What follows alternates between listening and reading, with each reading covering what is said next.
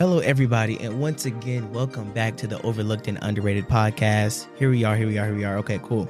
So much has happened since the last episode. In the last episode I recorded, I was actually going to drop an episode for you all, but the thing is, though, is that I recorded it, but I didn't upload it. And then eventually the episode got old, and it's like, okay, I gotta make a new one. And then as I tried to replay it to see all that I talked about, the file was corrupted. So, sorry about that. But okay, cool. There's a couple things I want to bring up to you guys. So like I said, a lot has happened since the last time we recorded. The NBA playoffs has come to an end. The Oklahoma City Thunder are now the NBA champions, defeating the Indiana Pacers in 7 games. We're going to talk about that. And just the playoffs all together. We're going to touch a little bit on free agency, mostly the Hawks, but we're probably going to talk about free agency as a whole when it comes to an end. Then we're going to talk about Tyrese Haliburton's playoff run, Anthony Edwards' legacy, Hawks, I already said this, Hawks free agency. And then we're going to talk about the play-in tournament.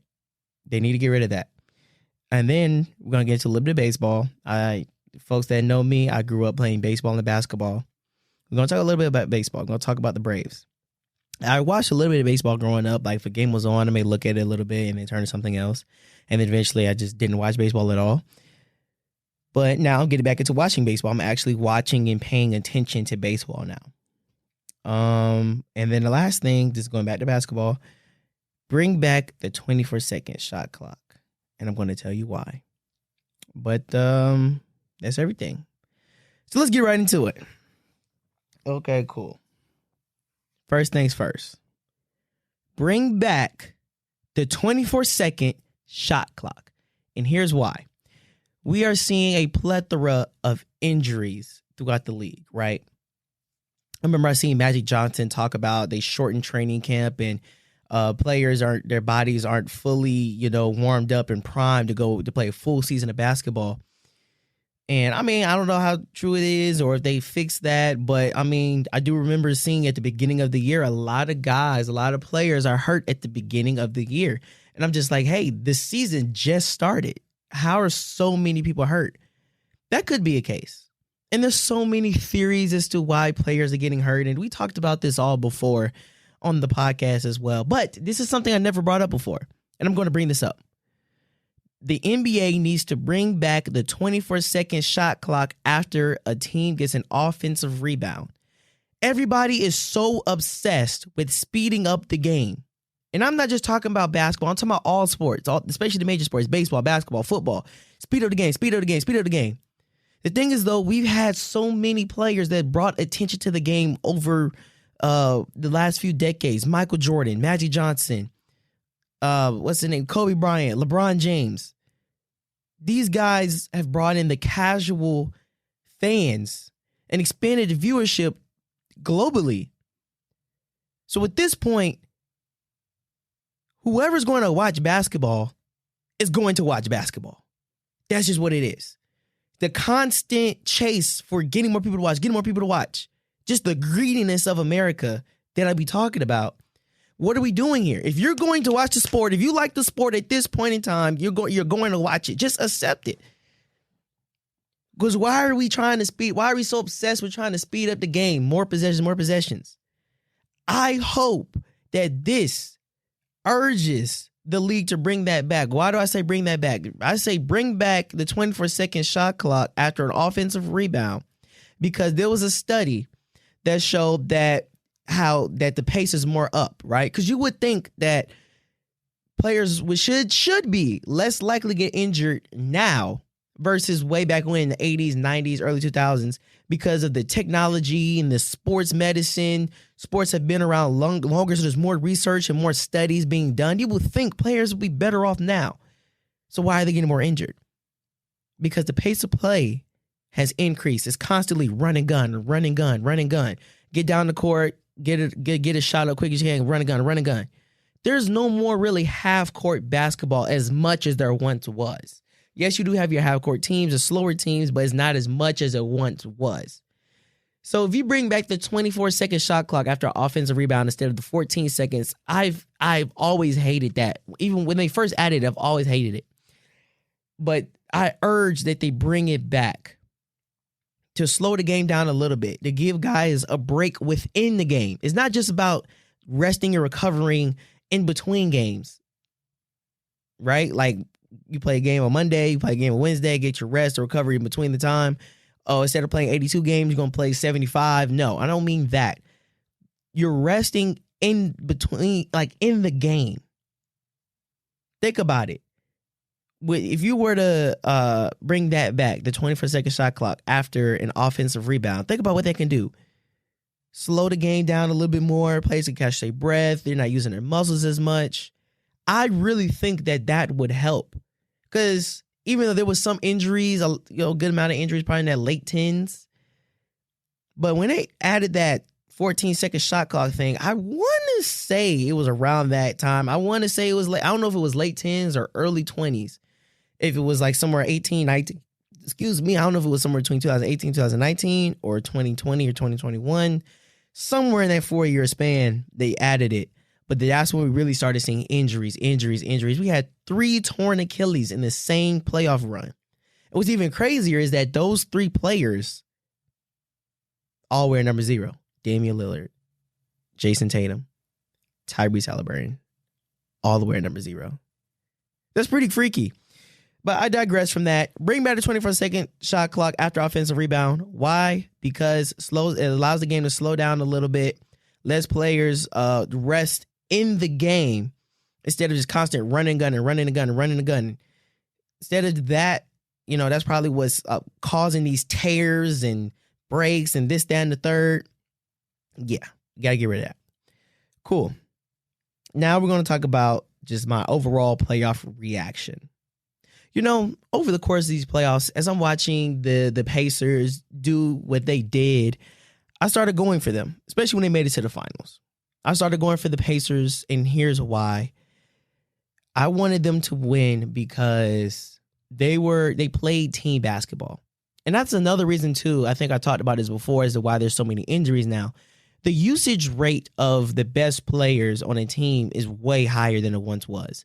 Before, it was, okay, we're going to have the offense around our best player, versus now the offense is our best player.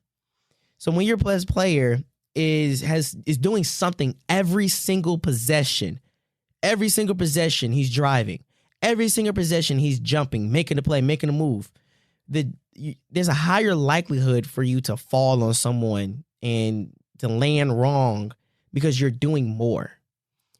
But the thing is, though, the Pacers, the reason why they were so durable, Tyrese, obviously, of course, is because they had a deep team.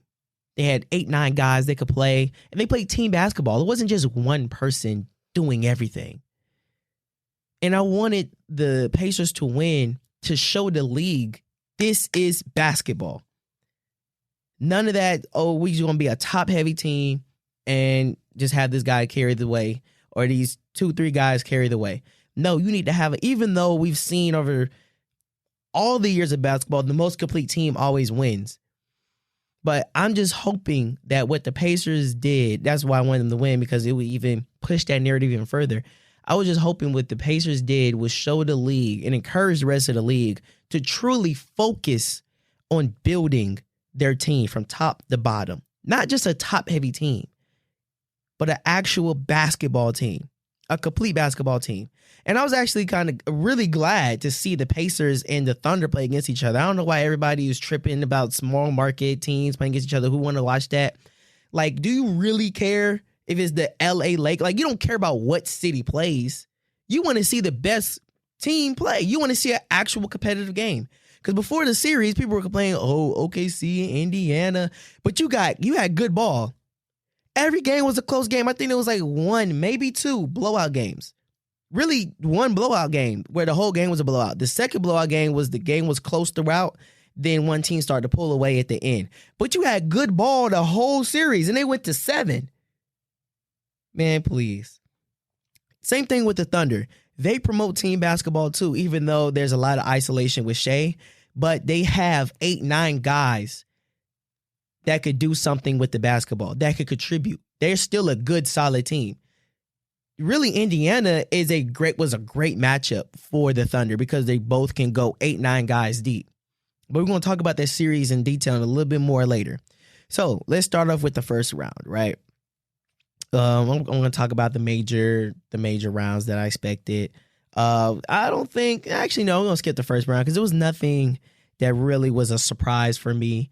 It's just that you had Tyrese Haliburton hit a game winner in Game 5 against Milwaukee. That's about it. But everything else, panned out how you would expect. Now, the second round, that's where things got interesting. First, we're going to talk about that Knicks and Boston series. I had Boston in 5, if I remember correctly.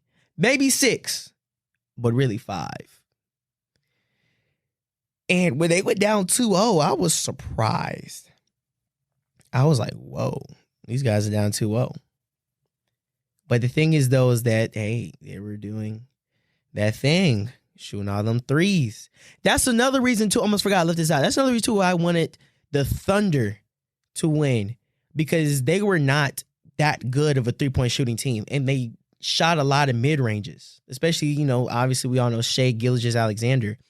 That's another reason, too, I wanted the Thunder to win, to show the league, hey, you can win without making a bunch of threes. You can win without just being a top-heavy team. You know what I mean? So we're going to see the league shift their focus on how they construct their team. And I think it's going to be good for basketball. I think it's going to be good for the league. But, yeah, I wasn't expecting Boston to be down 2-0. Jason Tatum finally goes off and has a good game in Game 3. You know, they was down by like 7, maybe 10 points, somewhere in that range. That's when Tatum tears his Achilles. And it was just very unfortunate. But you kind of, they ended up losing that game. And you kind of just say, no, actually, no, I think Boston had won a game by then. So the series was 2-1. And then if they lost, then New York would have been up 3-1. That's what happened. So this is Game 4. Tatum had like 40-something at this point. I think if Tatum didn't get hurt, they would have won that game. I think they probably would have came back and won this series and maybe 7. But even though Tatum got hurt, it's like, okay, you know, Boston was down 2-0 anyway to begin with. So it makes you wonder, like, were they really going to win the series anyway even with Tatum? But we just don't know. I just hope Tatum is okay. Jason Tatum is a very interesting player. He is definitely one of the best players in the league, but just the treatment he gets from the fan base because of the quote-unquote lack of aura. It is comedy. It's like, come on now. It can't be that serious. Yeah, man. Pay the man his respect. You know what I mean? He may do some cheesy things every now and then. Best thing I would say to him is like, hey, bro, just be yourself. Just react to things and to moments the way you would react. Don't try to recreate it and do something else that you see another player do. Just react to a moment the way you would react. There was one time, it was at the end of the quarter, bro made a move, made a shot, ain't do nothing extra, ain't say nothing, just looked at the camera like, and that was tough. He was like one of them like, yeah, I'm like that kind of things. He had to do nothing. Everybody happy to like just straight face. Like, it's like one of those moments where you see someone hit a game winner and they got a straight face and everybody's like, It was like a moment like that. And it's like, bro, just keep doing that, bro. Just react how you would react. Anyway, I digress. Cleveland series. I expected Cleveland in 6. I'm not going to lie. I ain't really have Pacers winning a series until their Eastern Conference. But yeah, I had Cleveland in 6. Really, maybe 5. I did not expect Cleveland to lose that series, especially the way they did. I remember I was watching Game 2. Cleveland was up 20 points. Donovan Mitchell's going off, has 40-something. The Pacers come back, and then Tyrese Haliburton hits a game winner. Like, that was he is like that. I'm not going to lie to you. This playoff run that Tyrese Haliburton had, this is the best playoff run I've seen since 2019 Kawhi. Somebody tell me otherwise. I have not seen this is the best playoff run I've seen since 2019 Kawhi. I'm trying to think back. 2020, okay, you could probably argue Jimmy Butler in 2020. You could probably argue... if you were to try to argue Steph Curry in 2022, I would say his finals performance but not his overall playoff run.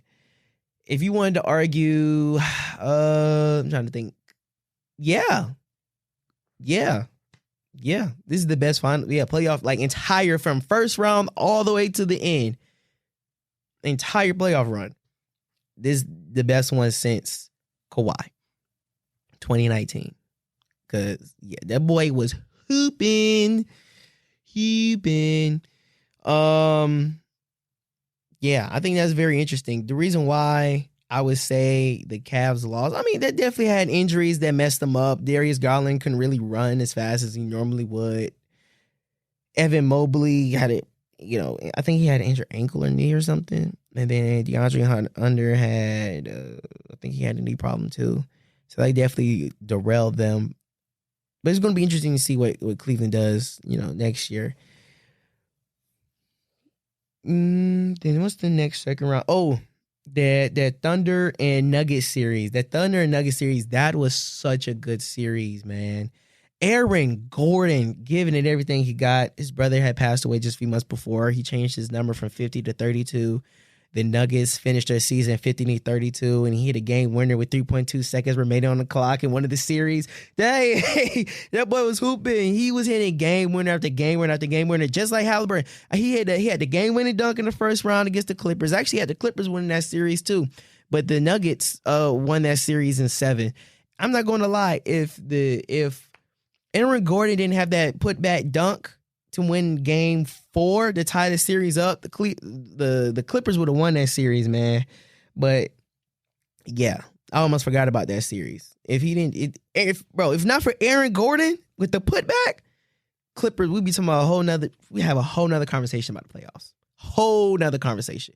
Because that would have put the Nuggets down 3-1. And then he had hit, I think he hit like 2 more game winners.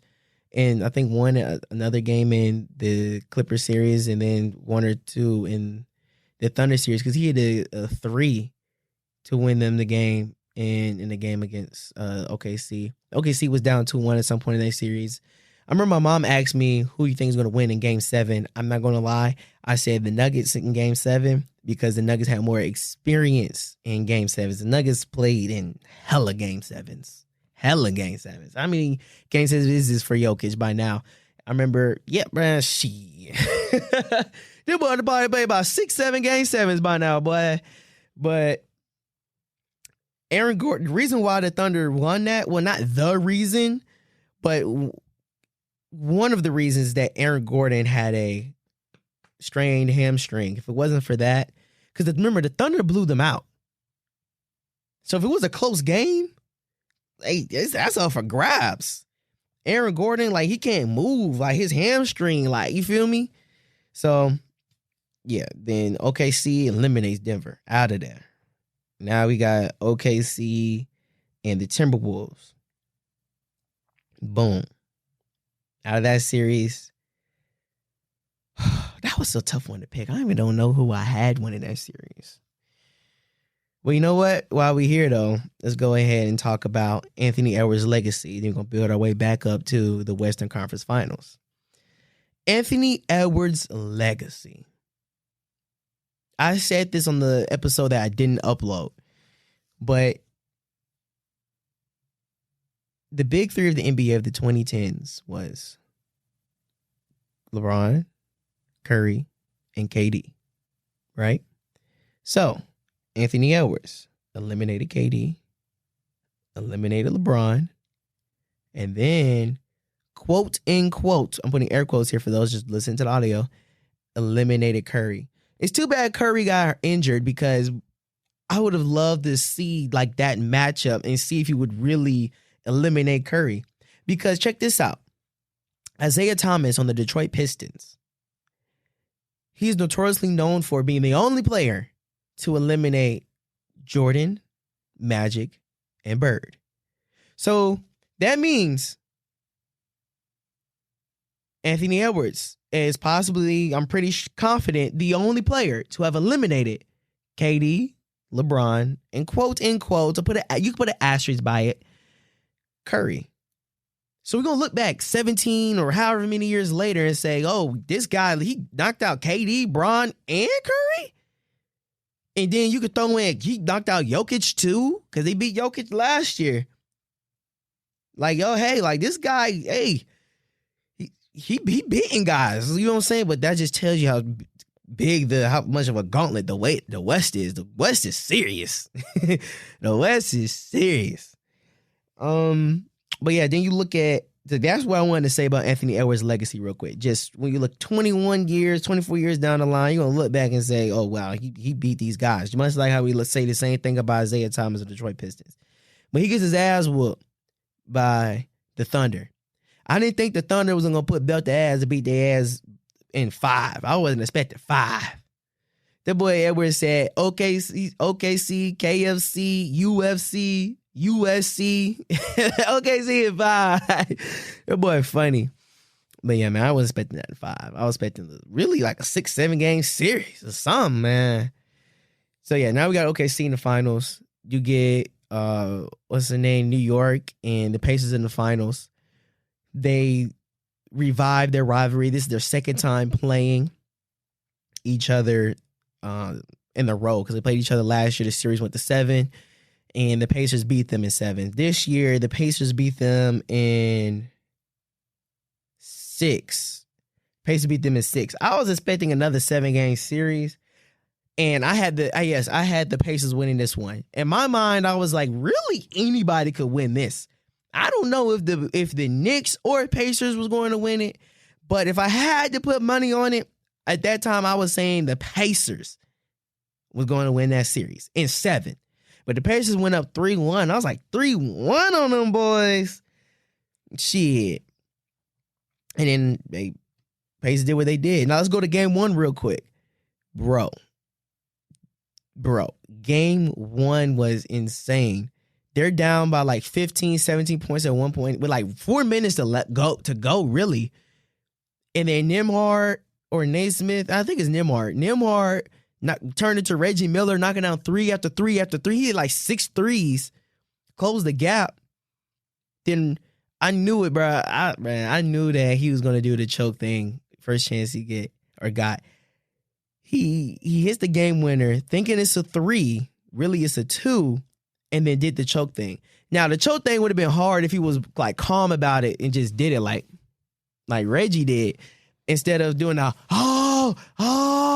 like that kind of like took away from it a little, made it a little corny. But if he was like calm with like straight face, like like, you know what I mean? Then it'll be like, okay, hold on, that's hard. That's hard. You know what I'm saying? But we all knew he was gonna do that. Pacers winning overtime. And we're going to win the series. Now let's look at this OKC Pacers series. I honestly had the Thunder winning that series in 6. Everybody was disrespecting Indiana, saying 5-4. I was like, what? This is not a 4 or 5 series. This is going 6. But the reason why I picked the Thunder is because of their defense. That's really the only reason.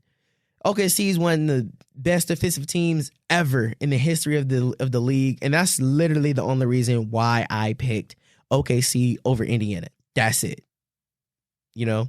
But watching game 1 of the series made me realize, okay, I think Indiana's offense is the antithesis or the weakness, to OKC's defense. And the reason why is because the way Indiana moves the ball is like, it's never in one spot. OKC, they could shut down a lot of other teams in the league because they're so ISO heavy. So, star player oriented, they could sit down on that because the ball is more stagnant. Like they could sit down on that and lock you up. Like they putting folks in boxes because it's so ISO oriented. Versus the Pacers, it's not just one guy. It's ball moving. So they catching the defense while they rotating. They're able to get in gaps. But at the same time, the OKC hands are so active, so those gaps are still tight regardless. But you see, though, that, like, hey, they make an OKC defense, like, rotate, constant rotation. So that made me kind of had to reevaluate, okay, hold on now. Indiana can win this series. But I still had OKC in 5. And then, as the series progressed, I was like, okay, hold on. By the time we got to game 5, I think either 4 or 5. I want to say 5. That's when I was like, okay, this is a 7-game series. This is going 7. And by the time I realized it was going 7, I said Pacers in 7. The Pacers are going to win this series in 7. That's what I was saying. But I think they're going to look back at a couple of those games. I think 4 and 5. Game 4, I believe they was up. The Thunder pulled a little page out the Pacers book and came back and won. Then you look at came back and won. Yeah, and that's when Shea had the little push off. That should have been an offensive foul, man. The little push off and then the little mid-range shot, that should have been an offensive foul. Man, they should let these guys get away with anything. That's one thing about why I didn't want the Thunder to win, because the foul baiting, allowing foul baiting to win, not allowing, but it's just not good for the league to, if the best player on the championship team was foul baiting, it's not good for the league. But what frustrates me the most about Shea's foul baiting is that, okay, because I remember when I was watching Harden, his foul baiting didn't make me mad. Versus Shea's foul baiting actually makes me mad. It's like, all right, like what? But the difference is that James Harden foul baiting is like catch you in a cookie jar, like you reach and I just go up, like I caught you kind of thing. And then he might hook you a little bit, yeah, but most of the time it's like, okay, I'm catching you. Versus Shea is like he's dead ass running into people and falling. I'm like, hold on now. The defender is in his space. What are we talking about? This man literally ran into the defender and fell. We got to stop calling this bullshit, man. What are we talking about? What are we talking about? I feel like Denzel Washington. What are we talking about, man? I don't know. That's just shitty New York accent. Let me stop playing. But, yeah. That's the one thing as to why the Thunder, I wouldn't have wanted them to win. I think there would have been more pros, at least to me, for Indiana winning, because it shows the concept of team and really having the benefits of having a deep roster. That's why the Boston Celtics won last year, not just because they shot a bunch of threes, because the Rockets shot a bunch of threes. But that's the problem with the Rockets back in 2018. They had guys that could shoot threes but do nothing else. You run them off the line, what then? Run you off the line, boss. What now? What you gonna do? Nothing. Not a damn thing. But if you run folks off the line in Indiana, they could do something with it. Run folks off the line in on Boston, they could do something with it. Get to that Baja. Get a bucket. You feel what I'm saying? So if you're a player out there and coach is telling you, hey, just pass Johnny the ball, is just stand there and shoot. Nah, work in your game. Get to that Baja. Because when folks close out, they see, okay, you gonna shoot and do nothing else. They close out, what you gonna do? Pass it back to little Johnny? No, man, get to that Baja. Make folks respect you. Make the coach respect you too. Because hey, man, if they just stand here and wait for Johnny to pass me the ball, no, man, I'm going to get to that Baja. You did. That motherfucker Baja. All right, let me chill. Let's stop playing. All right. So, boom, that's my take on the NBA Finals. OKC Thunder, they are your championship team. Tyrese Haliburton hits the game winner in game 1 of the NBA Finals. This was a great way to open the finals. I'm not going to lie. If Tyrese Haliburton did not tear his Achilles, Pacers would be champions right now. They would have won that series. That boy was hooping. And I told y'all before in my other episode, everybody keeps saying we want more from Haliburton.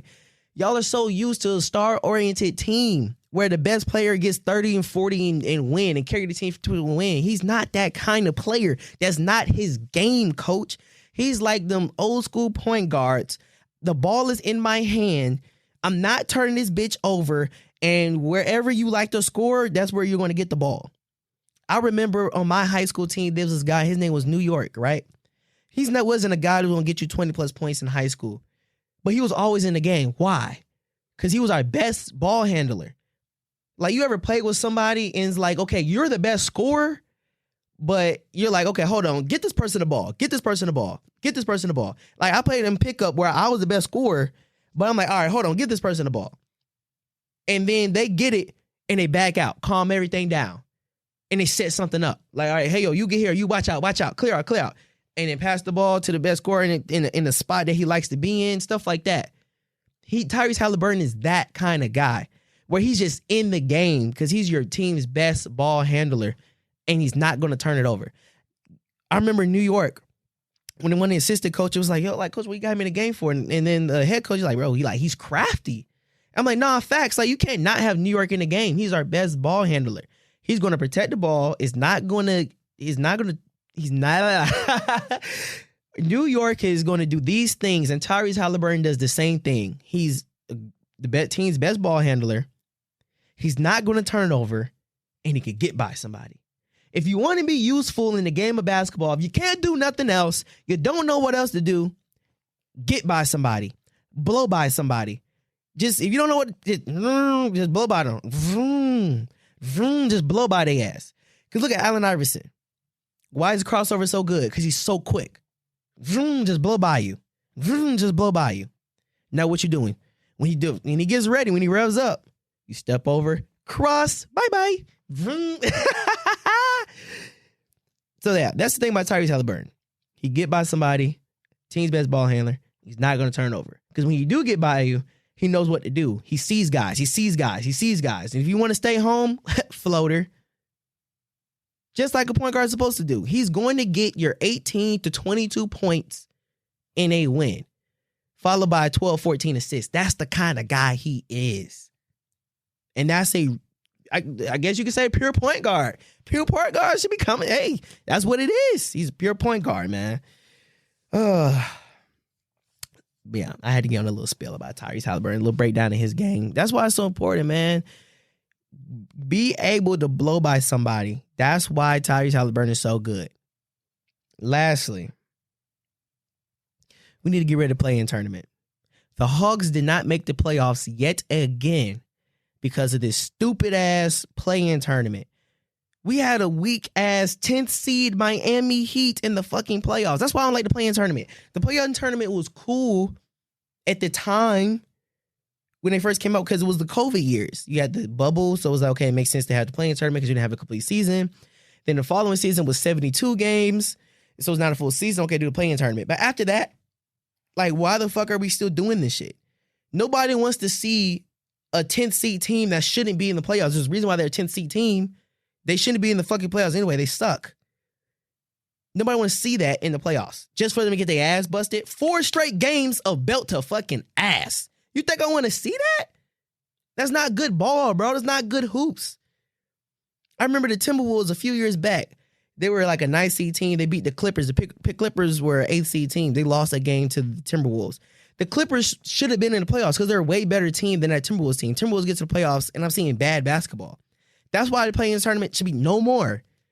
Because we're like, there's teams that shouldn't be there at all. 9th, 10th, there's a reason why they're 9th, 10th seed teams. And they're playing against 1 seed teams. Because if they win and make it as the 8th seed, they're playing against 1 seed teams. And it's like, all right, bro, like, come on. I would have preferred to see that 8th seed team that should be here. That Hawks Miami series, well, not Hawks Miami, that Hawks Cleveland series would have been a way better series because I think the Hawks beat Cleveland like 3 times in the regular season.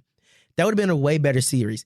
Please get rid of the play-in tournament. It is so useless. It was good for the time, but we got teams that should be in the playoffs. There's better matchups, and it's more interesting to watch.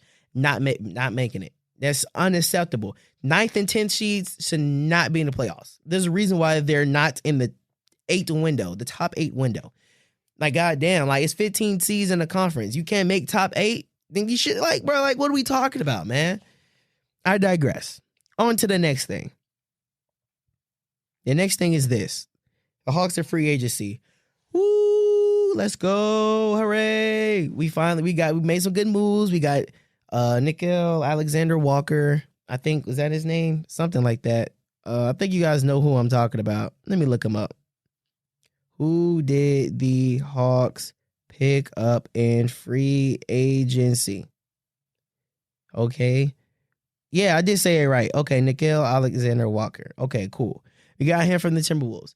That was a great pickup. A great job, guys. Okay, cool. Then the Hawks, they traded their 13th overall pick to move down to 23 and they get a pick for next year because apparently the Hawks didn't have a first-round pick for next year. So whoever is the worst team between the Bucks and the Pelicans, we get their pick. Yeah, whoever has the higher pick, we get their pick. And I think the Hawks have the Bucks pick in 2027. I'm not entirely sure. I talked about this with somebody, and I think they do. But yes, that was a great pickup. They got a 3-and-D wing player in the draft. I talked to a friend, and he made a great point about them picking up Yang. I don't know what his last name is, but the Asian center in the draft. He would have been a great pick. Yeah, Yang Hansen. He would have been a great pickup for the Hawks, especially alongside Porzingis. But the thing is, though, Yang got picked up at like 16. So he was already gone by the time the Hawks pick came around. But, bro, if they had got Yang alongside Porzingis, because them picking up Porzingis, like, let's fucking go. Let's go. Just fucking go. That's what the fuck I'm talking about. So, bro, the Hawks going to be tough this year. Trae Young, Porzingis, Jalen Johnson coming back. Terrence Mann is gone. Dude got to kill Alexander Walker. We got some guys. Just find us a solid backup point guard unless Keaton Wallace. Been working on your game. We need somebody to play the minutes for Trae when he's not in the game. And then another backup center. I know we got 0017. I want him to change his number to number 7, so we just say 007. Onyeka Okongwu, I know we got him, but he's 6'9", though. He should be really at that 4 spot. And I know we got Muhammad. Can't remember his full name, but Muhammad, he's a center as well. I hope he worked on his game too over the summer. But the Hawks are going to be something nice because the East is wide open this year. I'm not going to lie.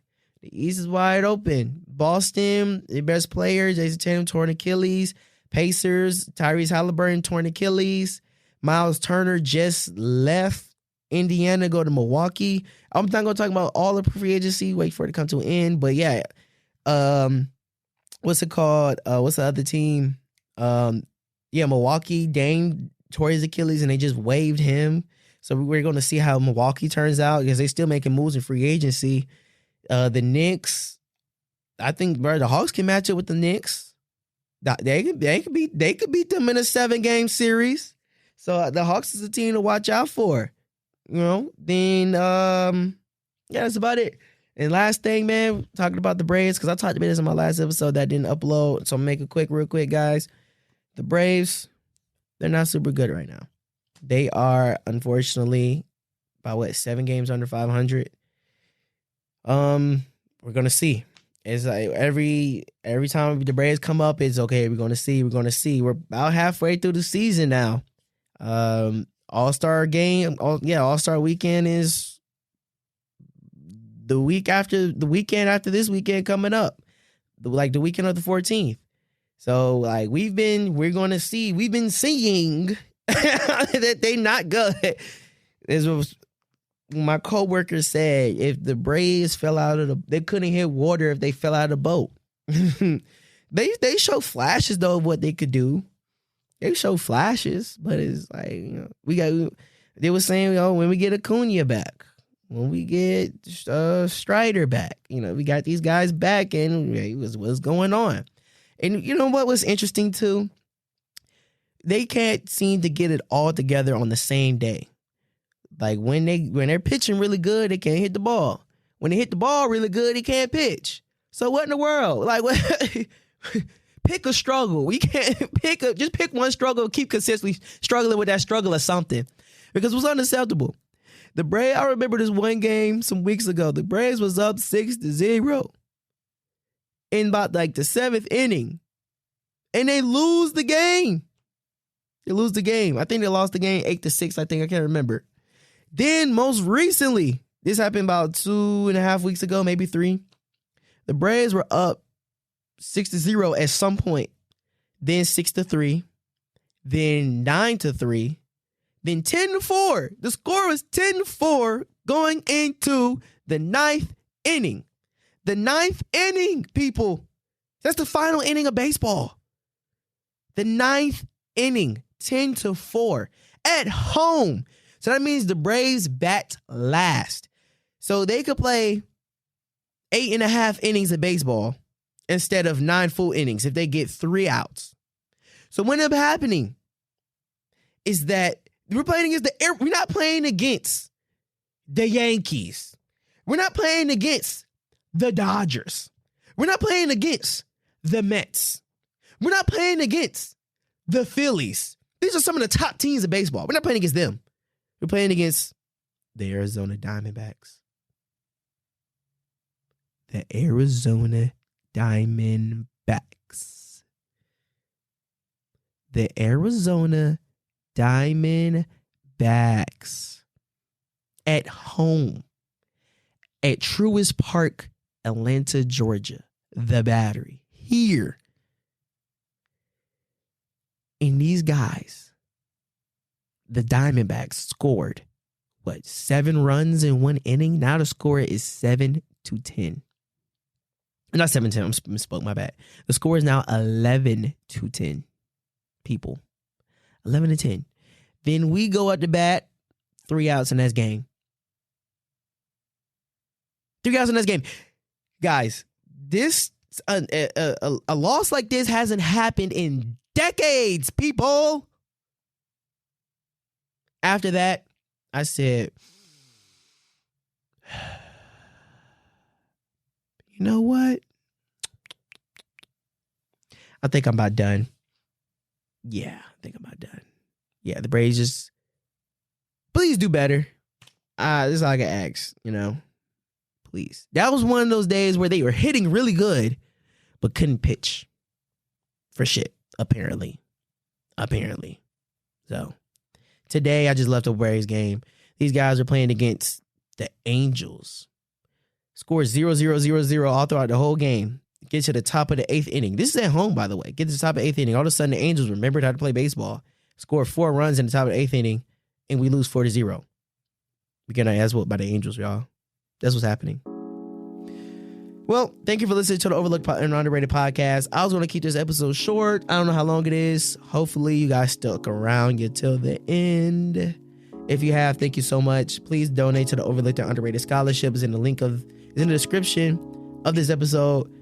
It's the link tree, and then you will see Overlooked and Underrated Scholarship. Press it. Please donate to it. If you want your music played on this podcast, please donate to the scholarship. And you can also hit me up on all socials. The socials is also in the link tree as well. There's also a link that says send us a text if you'd like to send us a text.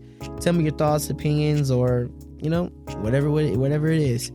Like I said, thank you for listening, and the intro and outro is by my brother Jukester, the producer. We out.